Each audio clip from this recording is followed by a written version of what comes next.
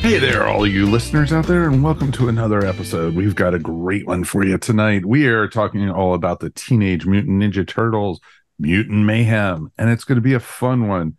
And, this is cool because it's a good restart, and we're familiar with the characters already, and we've seen probably about 50 zillion reboots over the years. And this one actually seemed fresh and clean and was very interesting to come back to.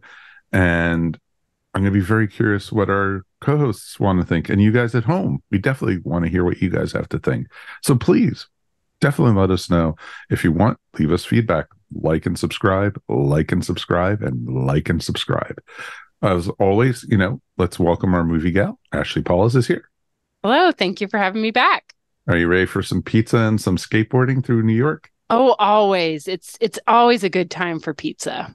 It always is. And Mr. Mike Gordon, I know he's never turned down a pizza that he didn't like.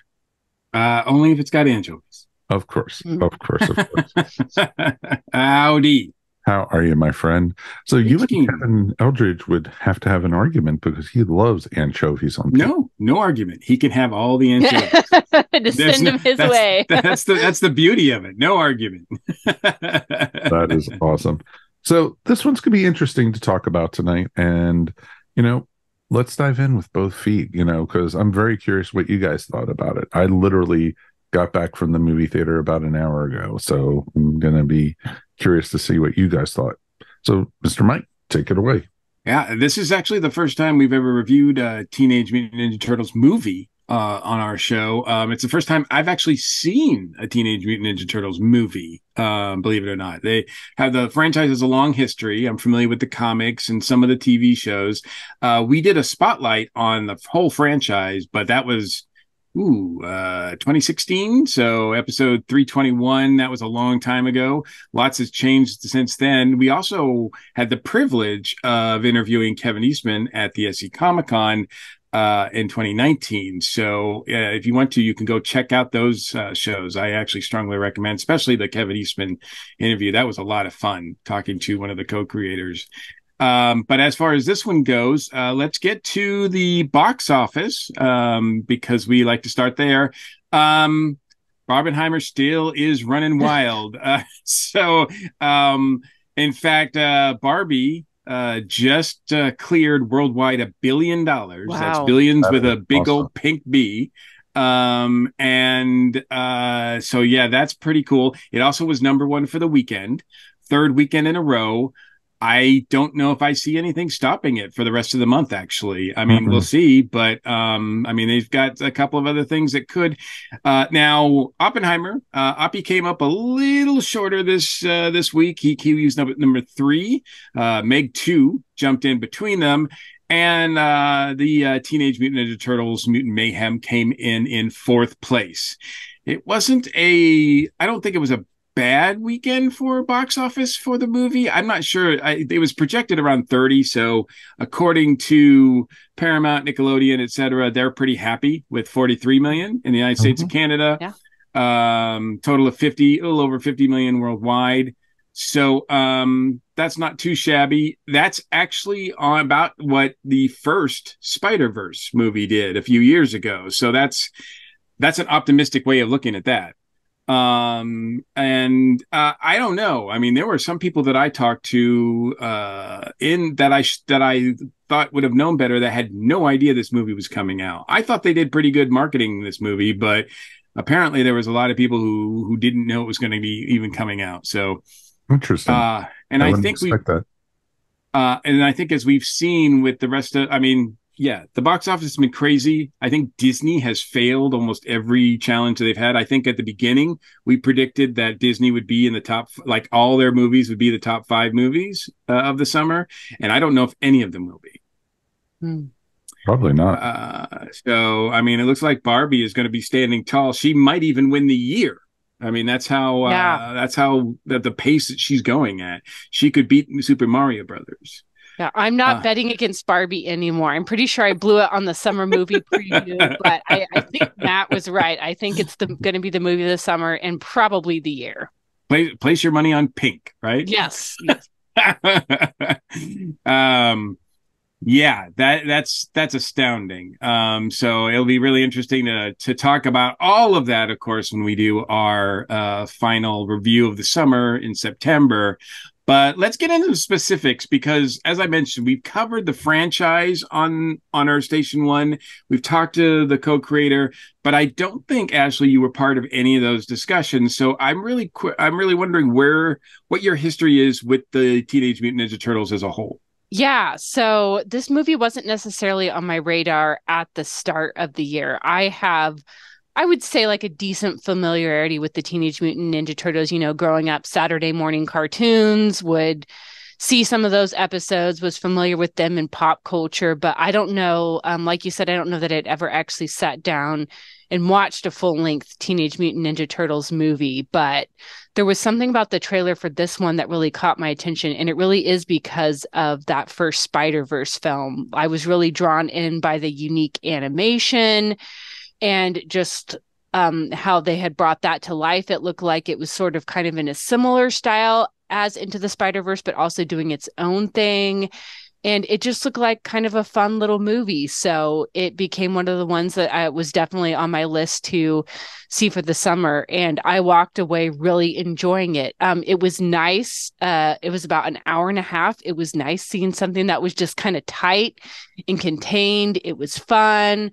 I laughed. I really enjoyed the voice work. I thought they did a good job. These seemed like actual teenage characters, like, even though obviously you don't see a mutant human-sized turtle walking around on the street, like they felt like realistic. Maybe you don't. Yeah, well, true. I guess not in Kansas. We do not have giant turtles walking around, but at least not yet. No ooze in the Midwest. Yeah, no ooze here in Manhattan, Kansas that I have seen. But it was just, it was fun. It was one of those feel-good ones. Like I was smiling as I watched it. I had fun. I would find myself interested in seeing another one. Like I'll probably watch this one again whenever it hits streaming. But yeah, I just really found myself enjoying it. And I think I know we talk a lot about there's so many reboots and remakes in Hollywood, but I think this is a good example of one where they took a well-known franchise and did a really nice job with it. And hopefully it can bring some people in. I saw like what looked like parents bringing their kids to the movie. So obviously this was kind of a nostalgic thing for them. And so, yeah, I found myself really enjoying this and I was able to follow along. I'm sure I missed some of the Easter eggs, but yeah, it was a good time at the movies. My husband was surprised. He asked how many times they said cowabunga. I told him I think they only said once. So, and it was in like really slow-mo, I think. Yes, if I remember correctly. So like they used some restraint, but yeah, I thought it was a fun movie and really enjoyed the animation and hope to see more movies like this one in Into the Spider-Verse. Yeah. I'm actually really surprised. I think you're right about Into the Spider-Verse changing a lot of people's perceptions because I couldn't recall a time when if animation was or any like comics or anything like that was too stylized, the general public rejected it. Yeah. They just wanted likenesses to be spot on. They wanted things to look realistic. They wanted, in this movie, the way that the animation is, I mean, there's no such thing as a straight line. Yeah. So you've got things that look kind of off-putting and offsetting, the shading and everything like that. It's very dark. Coloring wise. And I was just really surprised. I mean, I figured like hopefully young people would like it and respond to it, but I'm kind of surprised at how many people that I'm finding are Turtles fans that are embracing this as well. But then again, they're used to, I think every couple of years, this franchise being rebooted at this point, because there's been, what is it, like 7 TV series now and about 6 or so movies or something like that, right? Mm-hmm. And every few years, it seems like it's being rebooted. No, it's interesting, too, because it does get rebooted and it's been done in multiple animation styles. It's been comic books they've killed off some of the turtles and everything, then brought them back. So it's interesting to see what we've gotten with Wait a minute. Are you saying in a comic-related thing, a character died and then later came back to life? That never happens. Oh, it was amazing to see that. I was shocked. Oh my God, death is not death in the comics. What do you mean? So, But yeah, it was interesting, and I enjoyed it. I enjoyed it a lot more than I was going in expecting to. When I first saw the trailers for this, I was like, "Oh, really? Another Turtles movie?" But as I kept on seeing a little bit more and a little bit more, I kept on getting a little more excited about it. And I went in very open-minded. And I think what drew me to it mostly was, the Miles Morales stuff, like we were just talking about, that you had the animation style and it was very artsy. It was very creative. And I like how they tied in realism with it, Ferris Bueller.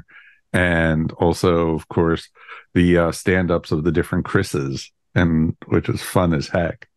I just have to add real quick, it made my heart happy that this film chose correctly. Chris Pine is the best Hollywood Chris. So I loved seeing some love for my man Chris Pine in this film. Of course.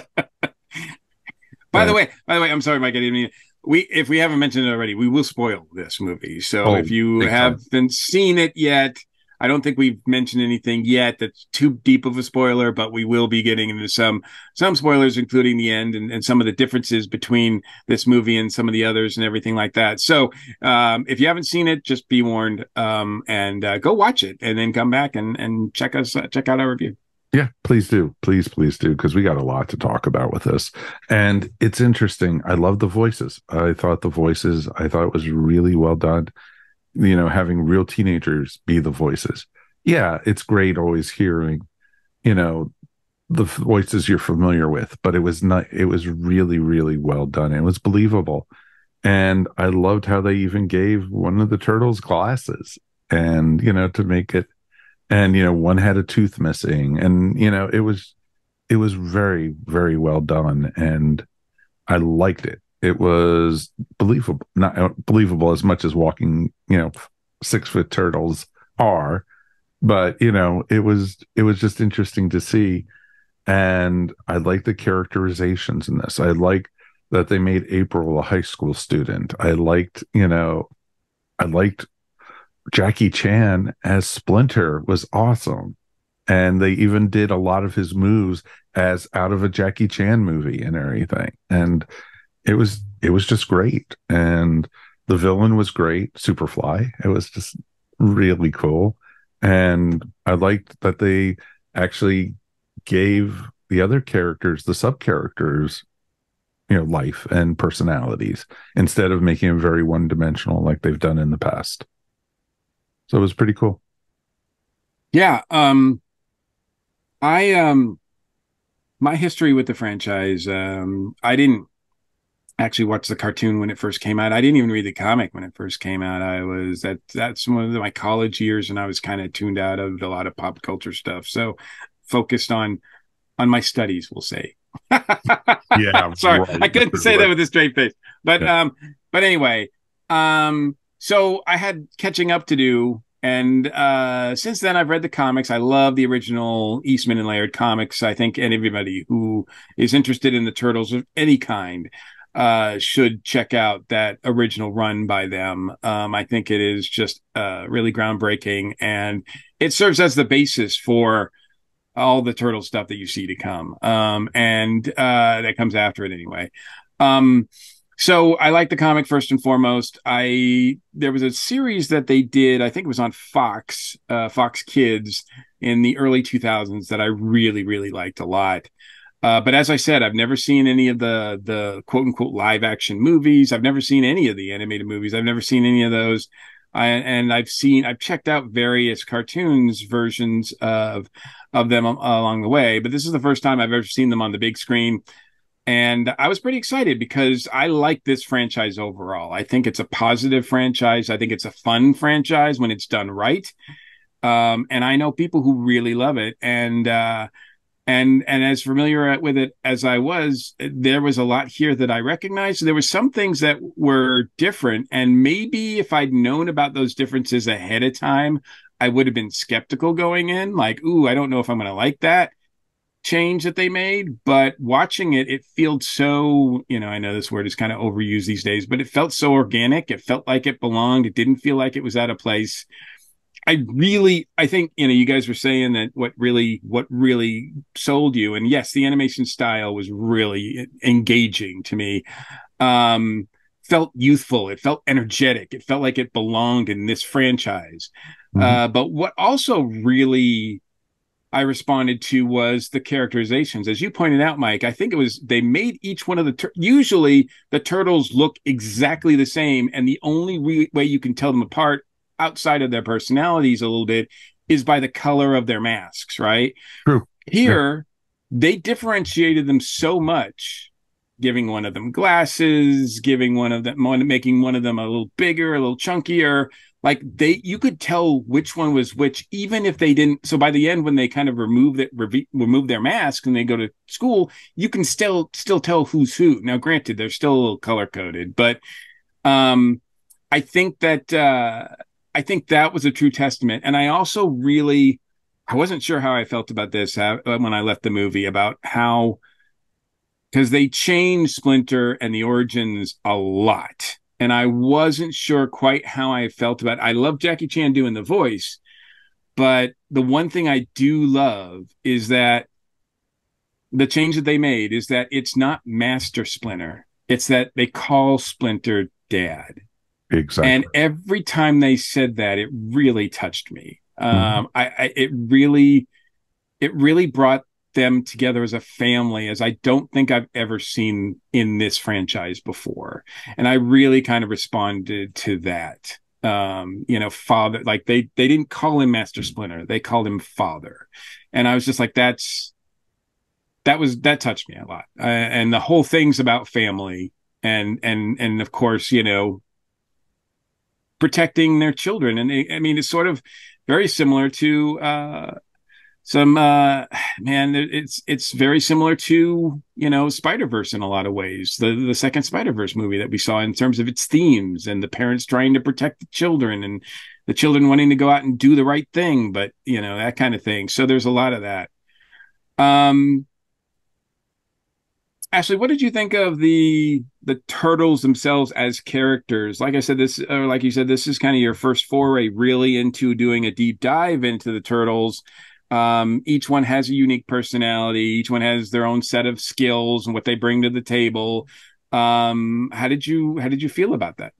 Yeah, I was expecting the movie to be fun and obviously visually interesting, but I was pleasantly surprised by how much I felt like I connected emotionally with the characters. Like they felt like they had some depth to them, even though this is a fairly short movie in terms of what we've seen from a lot of other geek movies this summer. And the family was one of my favorite aspects of it. I always loved the concept of found family. It's like a big theme in Star Wars, I feel like, but these people that they aren't necessarily technically a family, but they come together and they make their own family. And I really like the bond between Splinter as the father and then the turtles as his adopted sons. And I like that the relationship wasn't really antagonistic. Like they wanted more freedom. They wanted to go out and like fight crime, but they also didn't want to like hurt their dad. And they didn't want to, like, there was still a very close family feeling, even though there was some conflict based on their different ideas of what they wanted to be and the dad wanting to protect them. So I like that it wasn't like they weren't ever enemies, but what they went through ended up bringing them closer together. And I love just seeing them kind of go through like the awkwardness of like teenagers, like first crush, things like that, like how awkward that can be. And, just kind of like goofing off. Like, I enjoyed how they were like expected her to film everything. And she was just like, some of the things you do are just ridiculous. Like, I'm not wasting my film on this.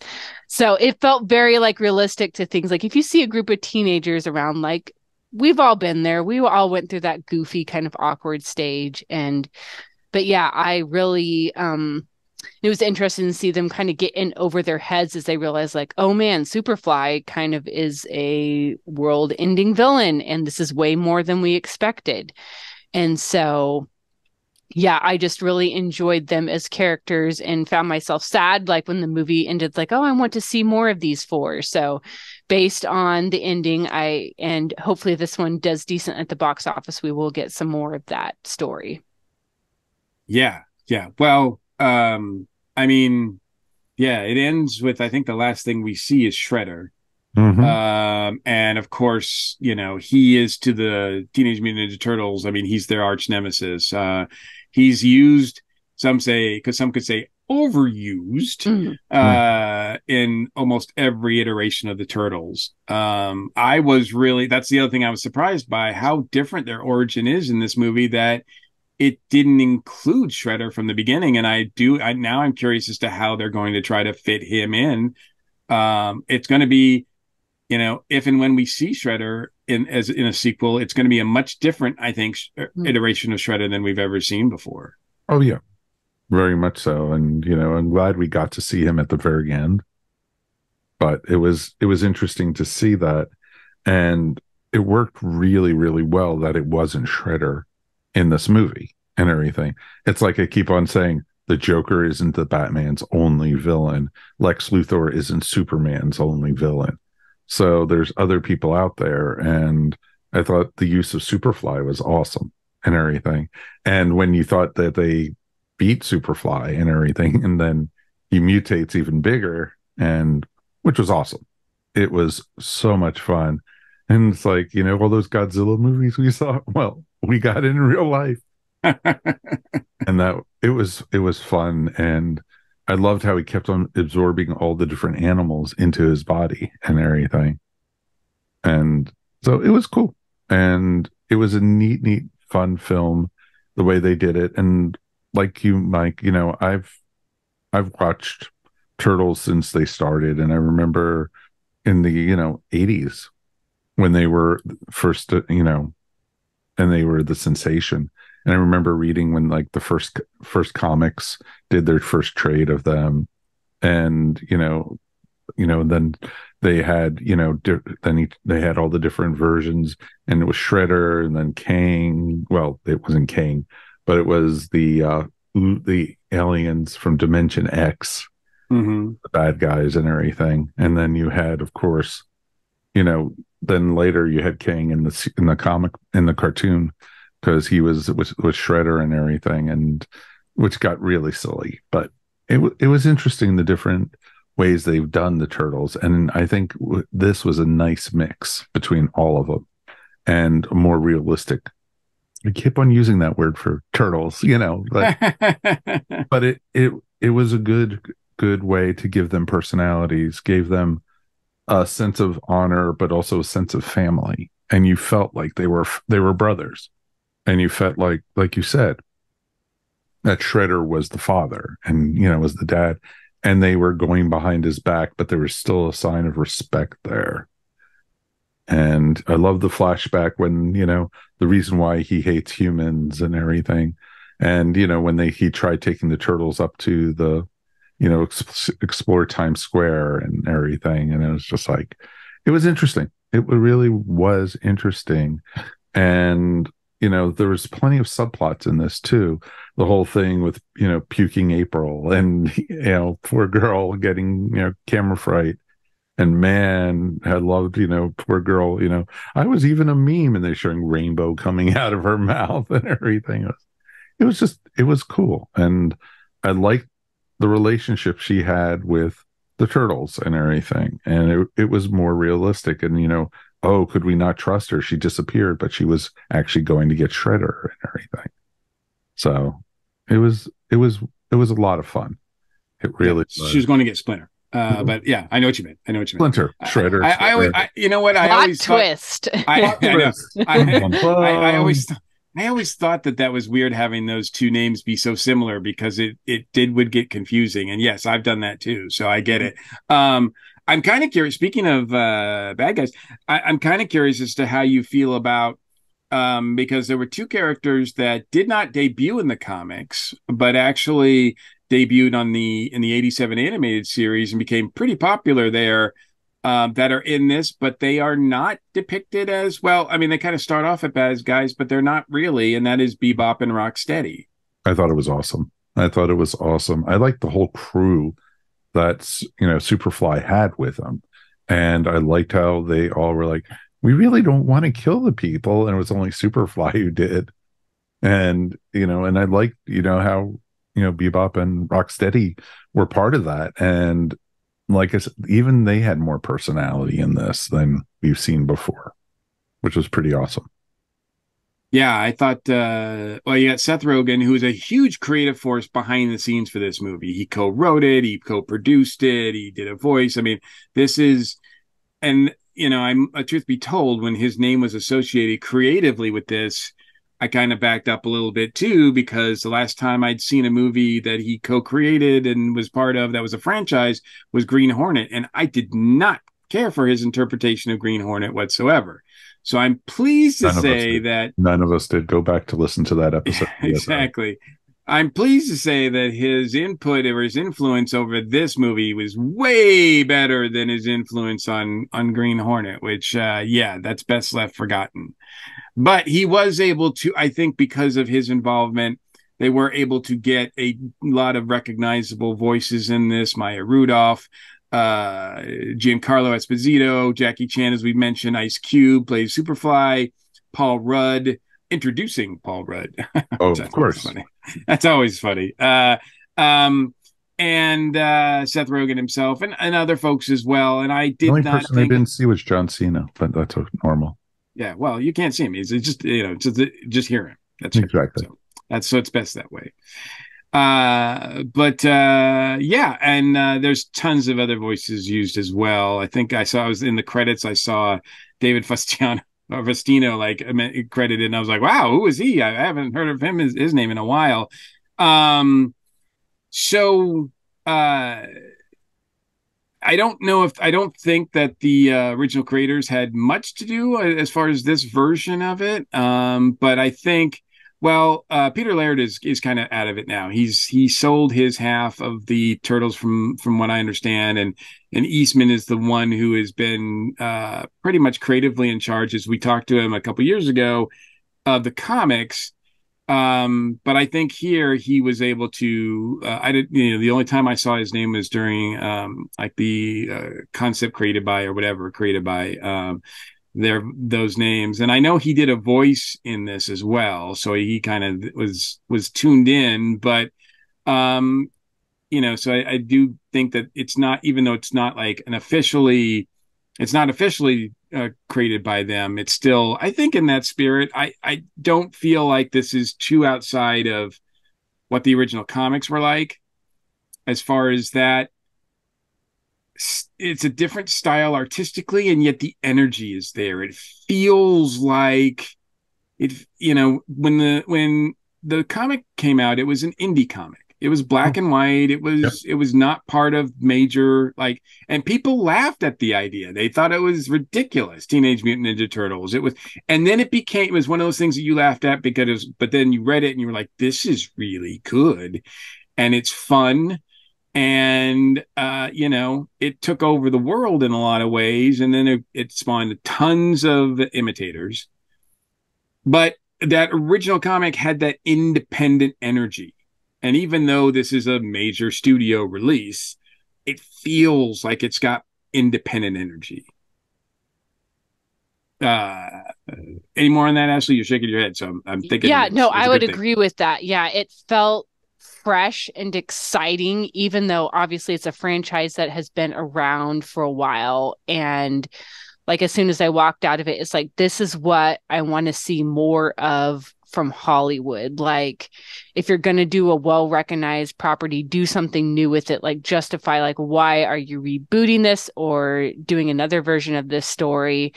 And yeah, it felt a little bit like an underdog, maybe going into the summer too, with all these other big movies. And so I'm just really pleased to hear about how well it's done, and hope that it will continue to do well, because I think it really is a great film, and I hope lots of people get to see it. You mentioned that you were definitely on board for a sequel for this movie. Does it interest you enough that you're like, ooh, I should check out some other past incarnations of the Turtles as well? Yeah, I don't know that I'm necessarily interested in the live action ones that were done by Michael Bay. I think it was a year or two ago. But having enjoyed the animation, I'm like, I would watch some more animated of these characters, which is probably not something I would have ever dived into were it not for this film. So yeah, I find myself wanting to like experience more of this because I had a really fun time, and it's like I want more of these characters and I want to see more of them. And if some of the other iterations are as fun and humorous as this one, then yeah, I definitely want to explore more. Mike, anything else about the movie that drew your attention? What did you think of the sound or the music of the movie? I will say, in my I saw it on a premium screen. I saw it in a Dolby Cinema and AMC, and which I usually love to do. I love those kind of premium screens that AMC has with their Dolby Cinemas. This was loud as F, like loud AF. Like, I mean, I walked in during the previews and it felt loud already. I don't know if there was a studio mandate that said turn this up to 14 or if because I did find that it was a little overwhelming at times with my experience watching it with the sound, because I was like, well, I don't know if I'm just old or this is just a lot to take in, because the visuals were also pretty loud as well, if you will, right? It's funny because I didn't see that at all, and I was literally the only person in my theater when I went to go see it, and I wasn't like bowed over by the sound or anything.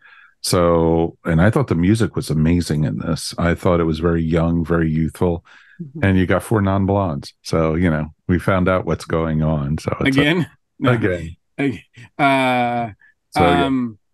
it was fun, and I definitely thought the music was great. I thought the dialogue was great. The voices were good. And I didn't feel like, going to see a Christopher Nolan movie and going, what's that? What's that? Yeah. But, I didn't find that at all. It wasn't hurting or anything, but it was not like, I didn't feel like, the rumbling of the theater or anything like that when the music was playing or the sound. So it was just interesting. I definitely am looking forward to watching this one again because I know I missed stuff. There was just so much to see, and there were so many references to a lot of the older Mutant Ninja Turtle movies and comic books in this, throughout. Even in the credits, there were tons. So it was neat to see. I'm looking forward to the TV series when it comes along because they've already announced it. And they've already announced that there is going to be a sequel. So, we have that already to look forward to. And, I'm glad it did well enough. I'd like to see it have legs for a couple of weeks because it is getting a lot of good word of mouth. For this, we actually had quite a few people who wanted to be on this episode, but we already had people lined up for it. And sadly enough, the storms ruined that for everybody. So, but yeah, it was a lot of fun, and I'm glad it's getting a lot of good buzz.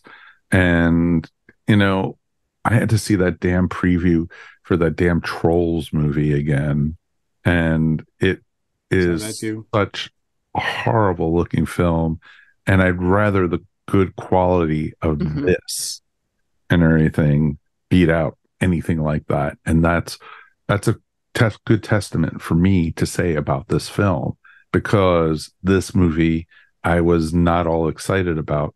And I walked in going, okay, it'll be, 90 minutes. It'll be good. I'll be done. And I watched it and I was like, oh, I want to see this again, and so it turned me. So that's a plus. Ashley, any sound issues where you were, or? No, it was all good. I did see it in 3D. Not 3D is not my favorite format, but just with the show times, I don't necessarily recommend watching a movie in 3D after you're coming off of a 2-day migraine. That's kind of a trippy experience. But that must have sucked. Yeah, but I still enjoyed the movie and was very engaged with it despite the kind of weirdness of the 3D. But I think it really just kind of showed off the animation. And I think sometimes unfairly, animation has a reputation of being like, oh, just for kids. But no, animation is an art form.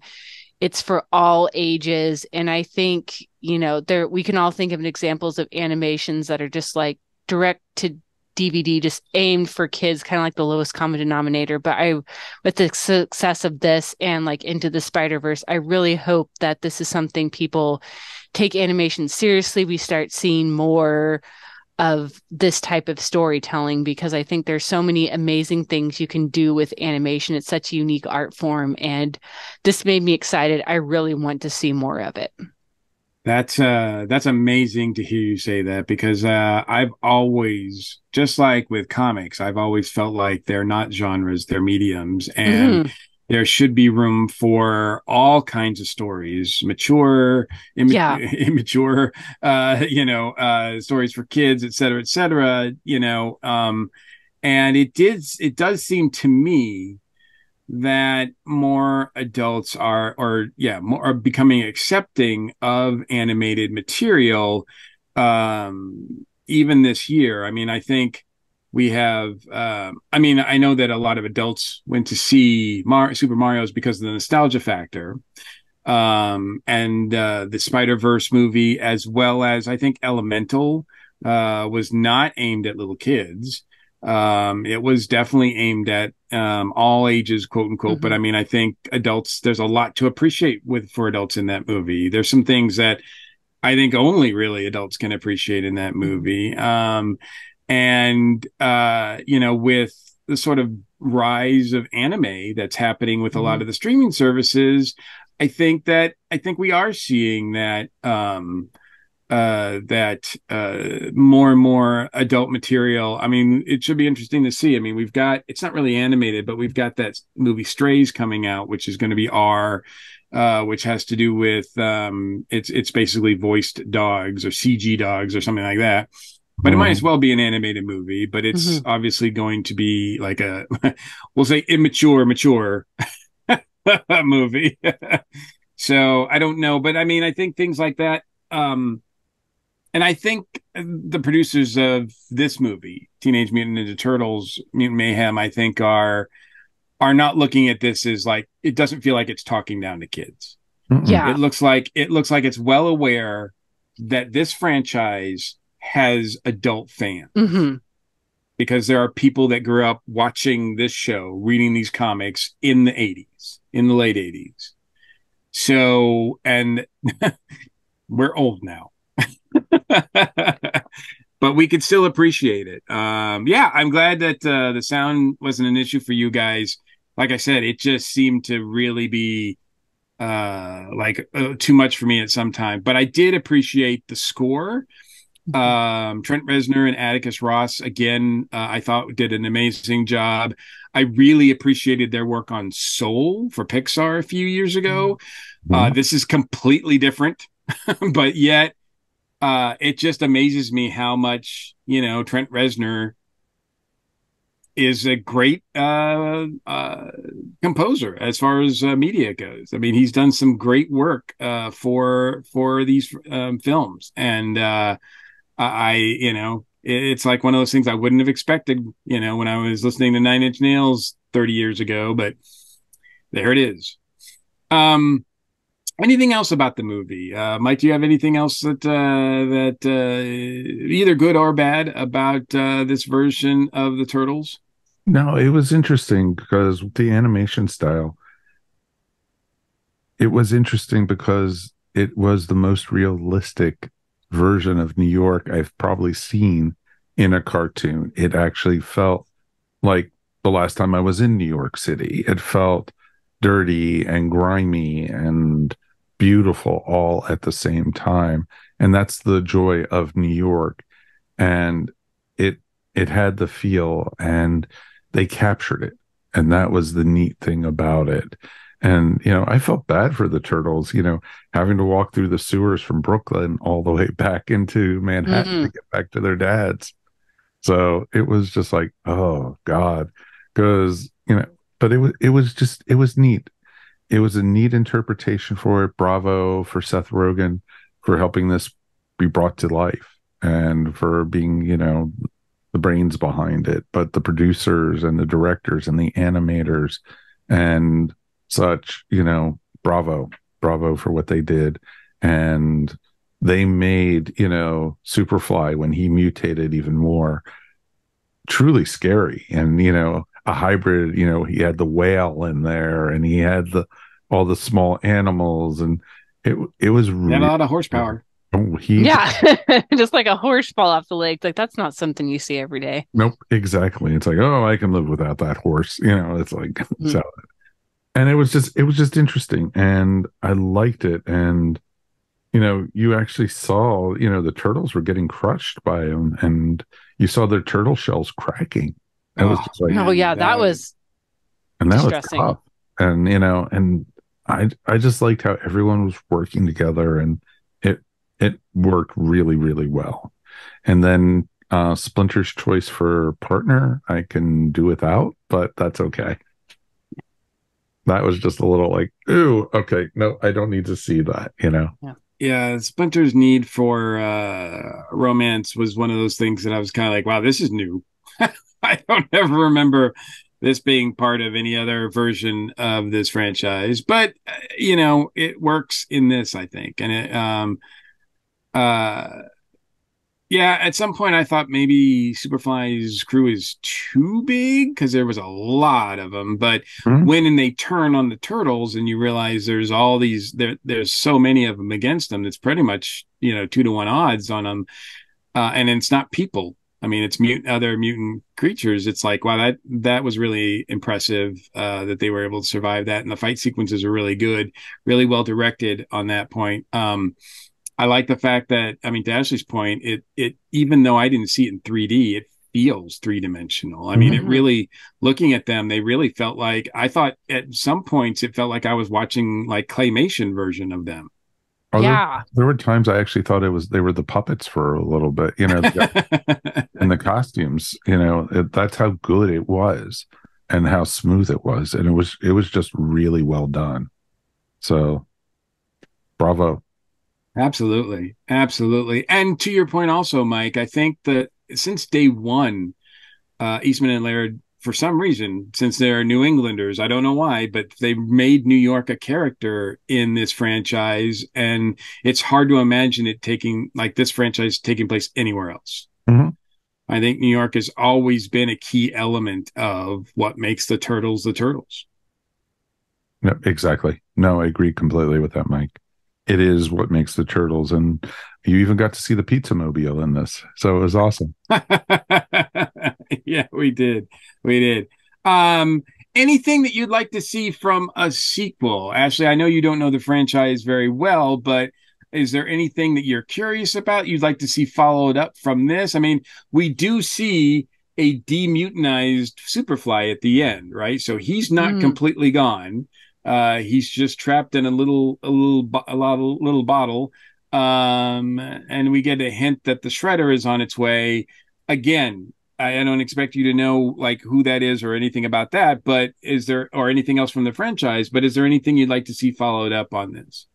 Yeah, really just with sequels, like my main concern is always like don't lose sight of the characters. Like there can be the temptation to make this bigger and have a lot more going on, but I hope they continue to keep the focus on the four brothers and their journeys as they go through like the awkwardness of growing into adults, as they go through high school. And I would like to see more of them balancing like going to school with also doing this crime fighting on the side, and how now that they're more involved in society, like how that kind of works, and if Splinter is willing to go like up out of the sewers more. So I would enjoy seeing more of that family dynamics. But it was really nice to see the community kind of embrace them and accept them at the end, because it was sad seeing them like feel like they had to just live in the sewer. Like people rejected them just based on the fact like, oh, these look way different than we do. So it was nice to see them get accepted by the community and be able to fulfill that dream of going to high school. So yeah, I hope that they just kind of continue on with that fun family feel and kind of teenage slice of life. And yeah, I think that would be fun to see. Even though the movie starts off, we'll say down to earth, or down to under the earth, yes, in a way, it ends with a big kaiju-like, finale, big battle over the top. I will tell you that in the franchise, there are many over the top, huge storylines that are possible. And to your point, it would be easy to see those as the next things happening, whether it be some of the, I mean, we're talking about aliens, we're talking about time travel, we're talking about multiverse stuff. Like the Turtles have done it all, and done it well in a lot of iterations. And I think, to your point, if they decide to go in any of those directions, I think keeping it close, the family, close at heart, again, down to earth, I think is the key to making that work, I think, and staying true to at least this iteration. Yeah, I'd say as long as they keep the heart of those characters, I'm down for anything. Bring it on. Aliens, multiverse, all the above. Mike, what about you? Is there any baddies that you like in the franchise that you'd like to see come out to play here? Well, we do have a new group of baddies in the corporation, who created the ooze. And well, they didn't create it, but they think they own it. They own it. That's true, because the scientists created it. And it was interesting. I like the take on the Turtles. I don't think we need to see an origin ever again. No. Although, aren't baby turtles just adorable? Don't you want to see baby turtles whenever you can? No. Flashbacks. Give me some flashbacks. Flashbacks, as long as it's not an origin. We always say that now about the superhero stuff. Okay, we've seen Uncle Ben buy it so many times, or we've seen Martha and, Thomas, or the other Martha and Jonathan. So we don't need to see all of them again. So, no, I'm glad we got it here, because it was a different take of it. And it tied into the story, but I don't think we need to do that again. So I'll be very curious, because, like they showed that, the Turtles are wide open. They're not hiding from anybody anymore. They're going to public high school. They went to the prom. And so they're right there. I think that's a new thing too. I don't think they've ever really been this out in the open before. No, I don't think so. But I think they were accepted, but I don't think they were out in the open like this. So, and part of me was also hoping we would get Casey a little bit, but we didn't get any hint at him yet. So yeah, Casey's my thought as well. I thought maybe we might get a little hint of him in this, maybe like and Ashley, for you probably don't know, Casey Jones is a character that is pretty prominent in the franchise. Typically, he is a fighter that fights alongside him. He's sort of a fanboy fighter at first, but he likes to wear a hockey mask, and he fights with a hockey stick, and a baseball bat. He's very sports oriented, and he's also usually in a relationship with April. So whether or not we get sort of a love triangle going on, because I think they set it up obviously that I believe it's Donnie, right, that has a crush on April in this. Which is interesting. I don't know what to make of that, but I don't, in this universe, hey, if it works, it works. But it would be interesting to see a version of Casey in this universe and what that looks like. Absolutely. It might have been his pizza. Wasn't he the pizza guy? It could have been. Yeah, I mean, in the comics and everything, isn't he the pizza guy? Like that's his pizza truck. Yes. Yeah. So yeah, I would like to see Casey in some point. And I don't pretend to know all of their bad guys and all of their history, but I do think the aliens is a fun concept that I would like to see kind of play out, especially in this kind of animation style, because I think it could be really interesting. I can't remember what they're called, Mike. The aliens that sort of they're in the middle of these bodies, right? They have they sort of these blobby things that are they were the Ultrons. Oh, gotcha. Yes, thank you. But it's interesting because the big bad, the female, her last name was Ultram. It was Cynthia Ultram. So that's how Oh, they tied it in. gotcha. So we may get some tie-ins there. You might not. It'd be very interesting because she was just outright evil, you know. And Yes, she was the milker, so it's okay. the milker. That, yeah. But we don't have nipples. No.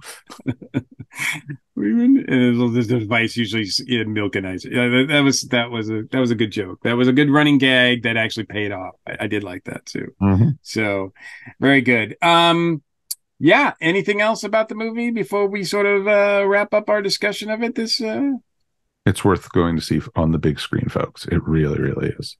Yeah.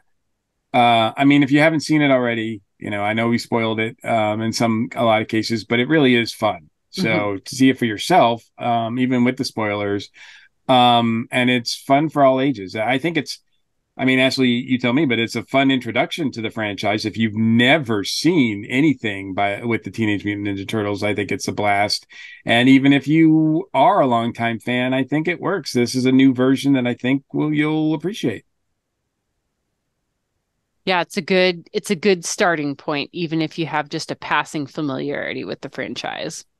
And this, and I would also, suggest seeing it on the big screen, because a lot of people wait for streaming, and I think I wouldn't be surprised if a lot of people aren't waiting for this on streaming. I would probably go to Paramount Plus in a month or so because it's Paramount Nickelodeon property. So I don't know. I mean, I wish it would go to a better, more popular streaming service like Netflix or something first, because then it could get more eyes on it. But I don't know if the other versions of the franchise are on Paramount Plus or anywhere. I have to look that up because I don't know. I'm not sure what the status on that is. Well, there you go. But in any case, I think we all give it a thumbs up. Yeah. Oh, very much so. Just another franchise that's getting a new a new life, and doing really well. So it's a very good version of it. There's so next up, I think we have an appointment with a beetle that's blue. So we're going to stick with that kind of weird sort of shellish superhero genre, but yeah, that's in a couple weeks. So we're going to be right back, and we're going to close out the show. Okay, you two people, welcome for your bonus section. This is going to be an interesting part because, Mike covered a lot about the turtles and everything. And, they did a really, really nice job at this with the animation style. And like Mike said earlier, I would really like to see other projects done in, more experimental type styles and everything.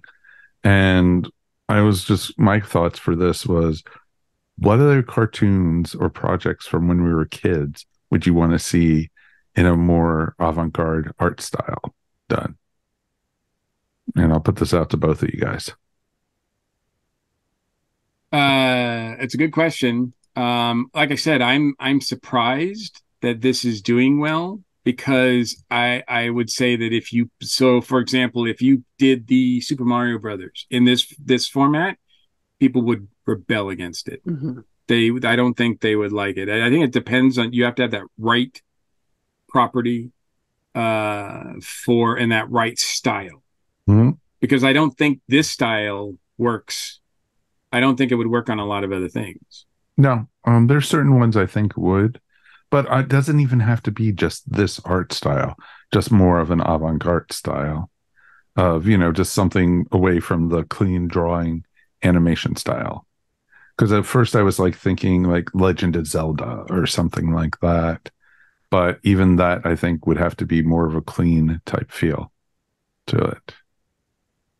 I think, I don't know. I'd have to give that one some thought. It is interesting how we are seeing success with certain properties that you would think, the studios and the owners of those properties would not want to take risks with. case in point, the phenomenal Barbie, right? The fact that Mattel's just making so much money off this, and it's almost an avant-garde look at Barbie, is interesting to me. And I think, the Turtles don't go that far. This Turtles movie doesn't go that far, but I think it is a risk, and it was interesting that it paid off. Oh, very much so. I agree with that completely. One of them that I thought would be kind of cool would be something like a Johnny Quest or something would be very. Ooh, yeah. That's a good call, because I think a Johnny Quest done in a unique style would be pretty fun. Exactly. And they would of course have to reimagine it a little bit, because I don't think they could really do Hachi today the same way as they did back in the 1960s.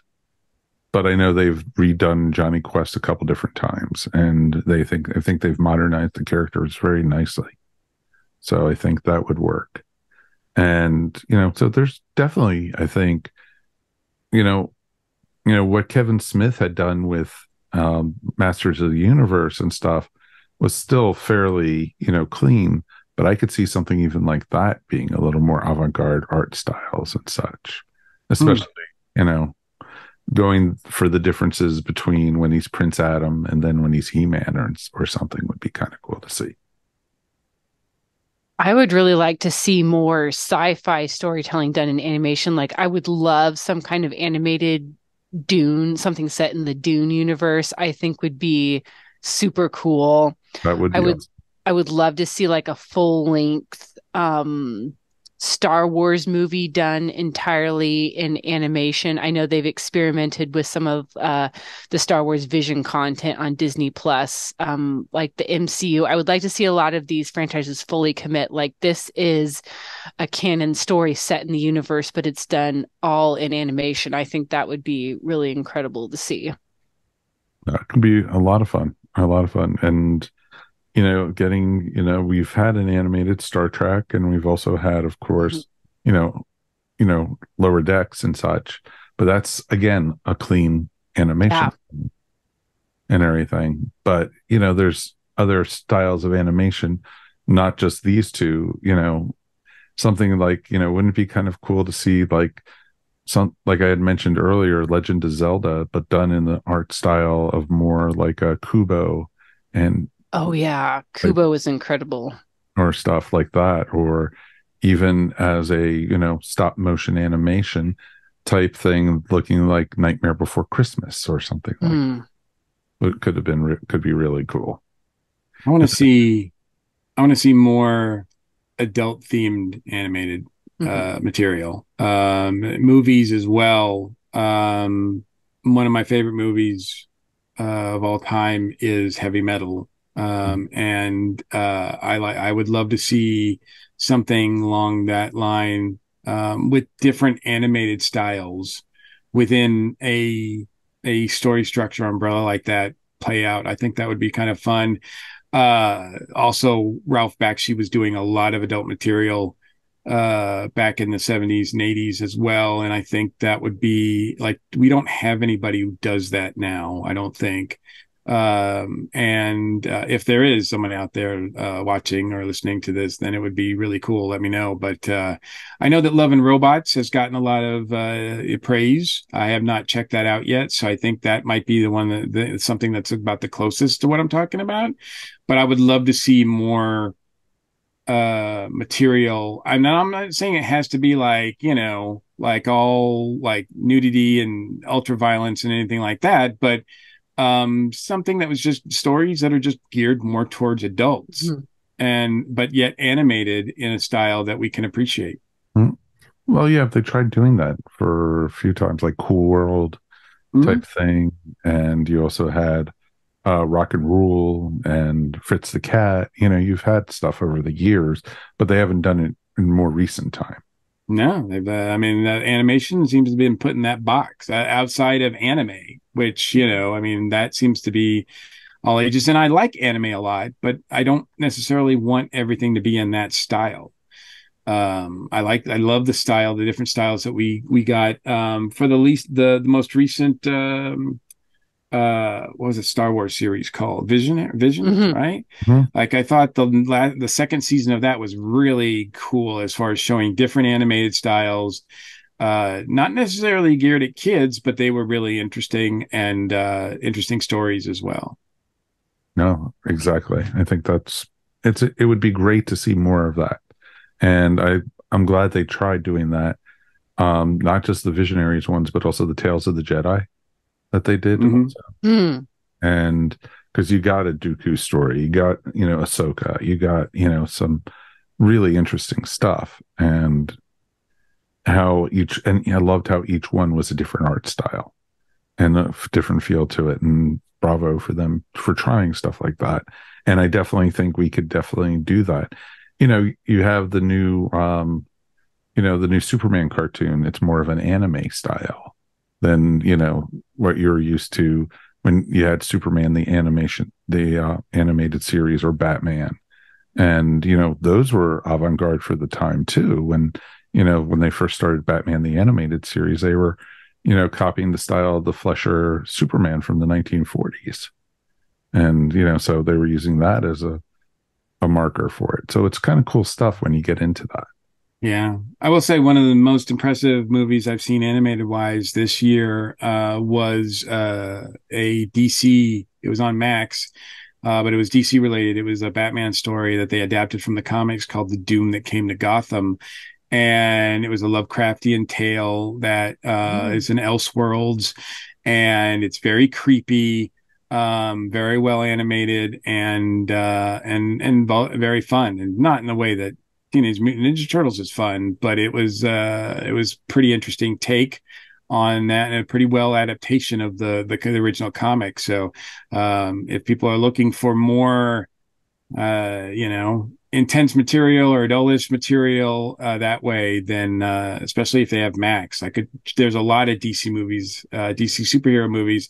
Some of them I don't think need to be as adult as they try to be. Sometimes they just throw in a swear word or something like that just to say that R-rated, but there's a few good ones that are there. I totally agree with that.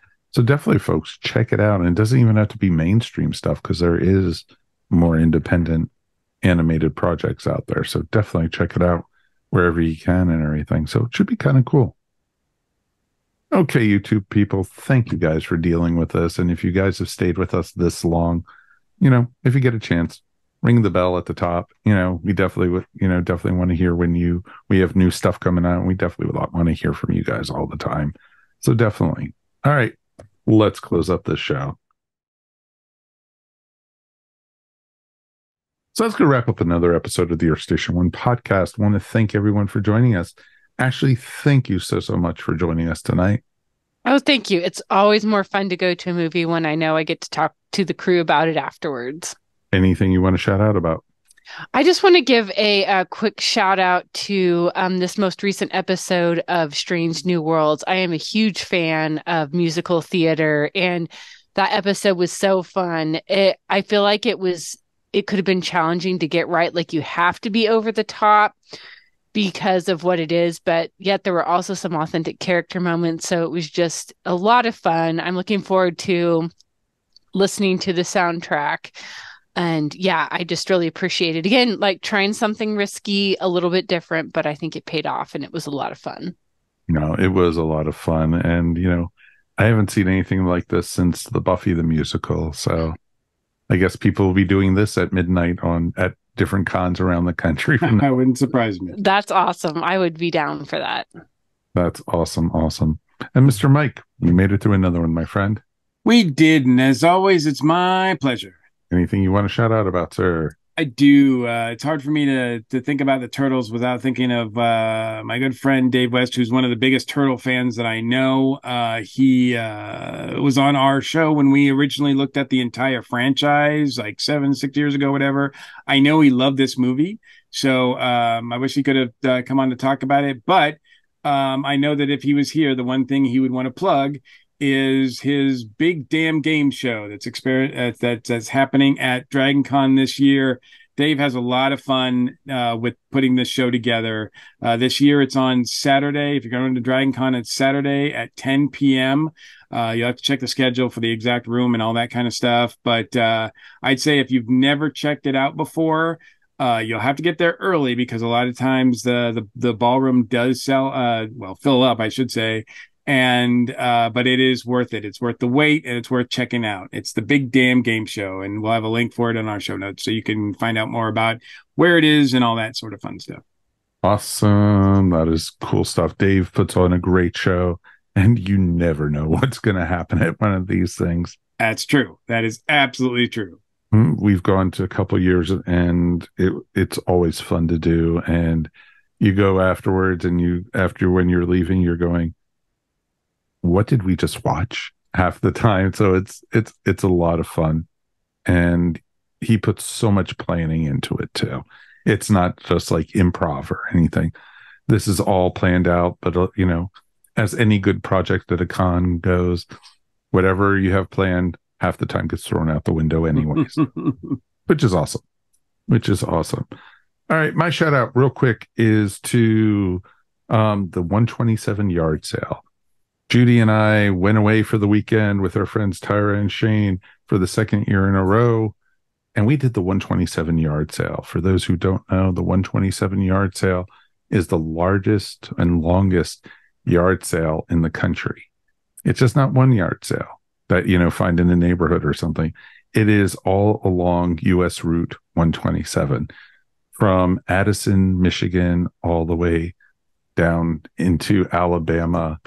It's just amazing where you can go with it and everything. It's just a ton of fun. And we did it this year. We went from Cincinnati, Ohio, all the way down to Chattanooga, Tennessee. And we covered a lot of ground. We saw a lot of junk, but we saw some awesome stuff also. We saw some great stuff and met some amazing people. And we actually had our friend Jessica Mathis actually join us halfway through on Saturday. And so it was great. And we got to also see our friend Anthony Taylor, who runs Monsterama, and he and his partner Carrie were doing it the opposite direction. So we met in Cincinnati for the trip and everything. So it was great to be able to see friends, and you made new friends along the way too. So you never know. And I almost walked away with a vintage Atari set, but they wanted a little bit too much for it. And so, I could, for what they were asking, I could buy the classic with the games already built in for it on Amazon for like $20 less what the person was trying to sell it for, and they wouldn't budge. And that's the whole thing. So let me get this straight. So they're not all just like under $5 bargains. Oh God, no. There's a lot of metal yard artwork, which we're suckers for. And, there's old comic books, there's books, there's music, there's glasswork, there's jewelry, there's, woodwork furniture and stuff like that. We were looking at this one coffee table. It was handmade, and it had like the blue resin into the wood and everything. It was gorgeous. It really, really was gorgeous. But it was really neat to see that you had all these different, stands and everything, and no two yard sales were the same. And that's what was great about it. And there were, just not people's houses. There were fields and like fairgrounds where they were filled with over 100 vendors and such. And so it was like, literally like a flea market also. And so it was a neat thing to do. And, you could do it as little as you want or as long as you want. People say, oh, we're going to make the whole route, from Michigan down to Alabama. It's like, oh, hell no, we are never going to do that. But it's also over 4 days. So, it's from Thursday to Sunday, but we usually just do Saturday and Sunday.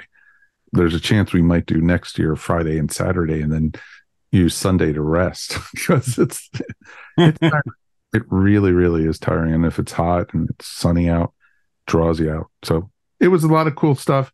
You can check it out, of course, on my personal page. I have pictures of what we saw. And no, we did not take a picture of every single thing that we bought. So, we took pictures of other stuff because there's artists and there's just so much to see. And yes, I did buy Funko Pops, so that was worth it too. So it was cool, and it was a neat experience. Check it out. 127yardsale.com is the website for it. So we definitely have that up in our show notes. So folks, that is going to wrap up our episode. Thank you as always for listening. We really appreciate you. And you know what, guys? Mike and Ashley, I love going to see movies and being able to talk about it with you both. It's always great to do.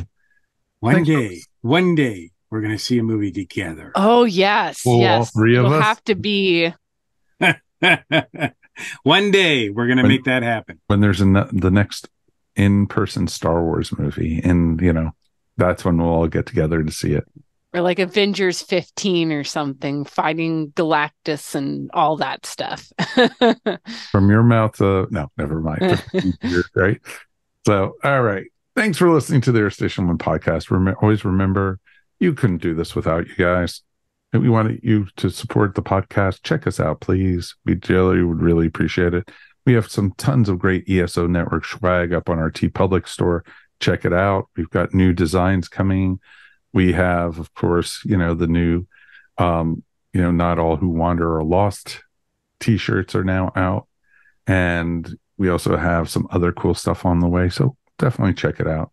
Also, remember, if you want to listen to the show before the rest of the world, why not join into the ESO Network Patreon? For as little as $1 a month, you could help support the ESO Network. You can check it out at patreon.com/ESO Network. We want to hear from you. Please write us anytime at feedback@earthstation1.com. Remember, you could also find Earth Station 1 wherever fine podcasts are found. And of course, we're up on YouTube. So folks, please subscribe to our YouTube channel. We would really appreciate it. And of course, as we always like to say at the bottom here, like and subscribe. Come on, you've already made it to the end of the video. So come on, subscribe. You want to see what's going to happen on the next one. We'd really appreciate it.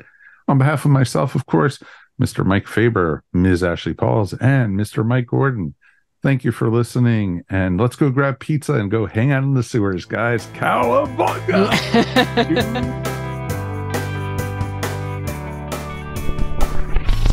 You're listening to the ESO Network, your station for all things geek.